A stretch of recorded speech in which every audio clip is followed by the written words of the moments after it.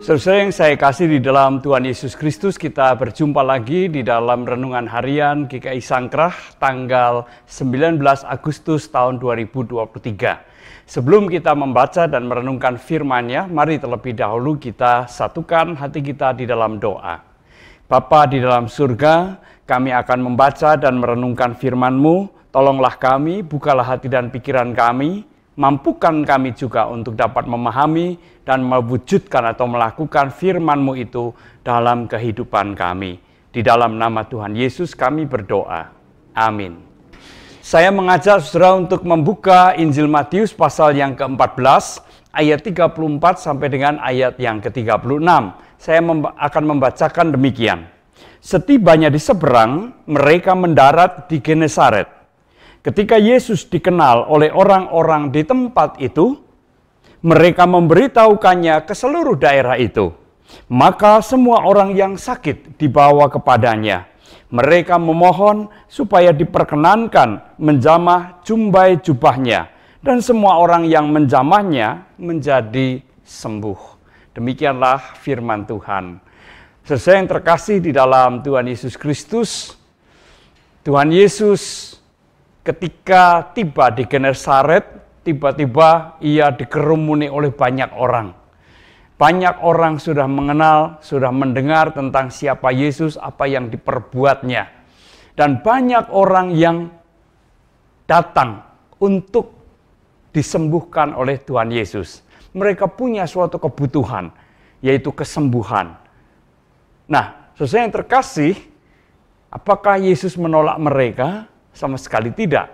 Yesus menerima mereka, Yesus melayani mereka, bahkan tidak satu kata pun diucapkan oleh Tuhan Yesus.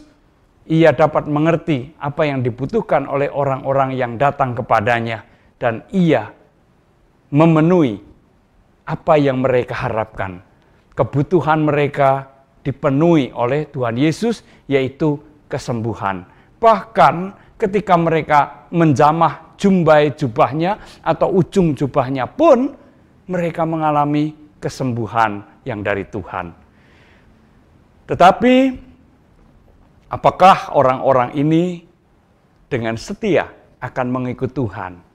Kita tidak membaca kesaksian apapun di dalam Injil, baik Matius maupun Injil yang lain, bahwa orang-orang yang telah mengalami kesembuhan ini kemudian akan mengikut Tuhan dengan penuh kesetiaan.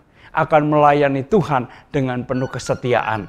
Mereka sudah mendapatkan apa yang mereka butuhkan dan kemudian mereka pergi meninggalkan Tuhan. Mungkin juga sudah melupakan siapa Yesus itu. Saudara yang terkasih dalam Tuhan Yesus Kristus, tentu saja ini sungguh sangat memprihatinkan kalau ini juga menjadi gambaran dari kehidupan kita sebagai orang-orang yang percaya kepadanya.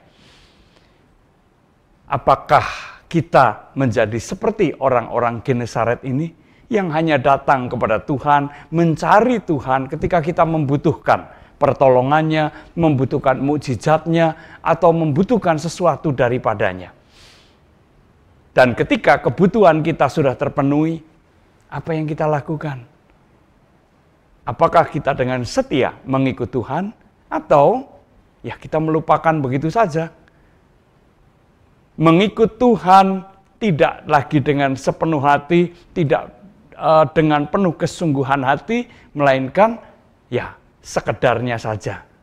Saudara yang terkasih dalam Tuhan Yesus Kristus, ketika kebutuhan kita dipenuhi oleh Tuhan, ketika kita mengalami pertolongan yang luar biasa dari Tuhan, sudah seharusnya kita mengucap syukur, berterima kasih, bersukacita atas pertolongan dan penyertaan Tuhan itu. Nah, bagaimanakah wujud dari ungkapan syukur, ungkapan sukacita yang sesungguhnya? Ungkapan yang sejati dan sesungguhnya tidak lain adalah setialah mengikuti Dia. Bersukacitalah senantiasa di dalam melayani Dia. Itu adalah ungkapan yang berkenan kepadanya.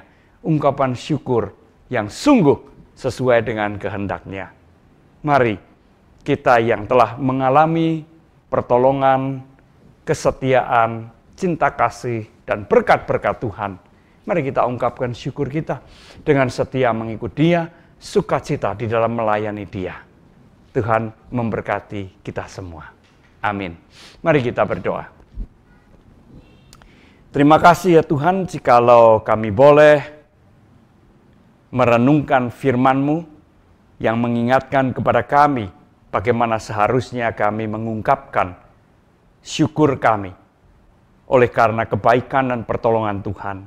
Biarlah kami juga setia, senantiasa di dalam mengikut Tuhan, setia dan penuh sukacita di dalam melayani Tuhan.